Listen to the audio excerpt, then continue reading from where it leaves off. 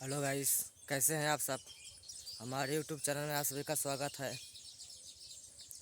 और सब बढ़िया ना, कैसे हैं आप सब।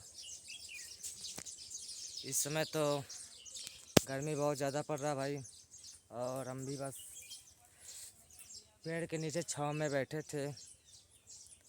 और आज मुहर्रम का मेला है, तो अभी आप सबको मैं दिखा रहा हूँ अपने जो हमारे यहाँ मेला लगता है मुहर्रम का।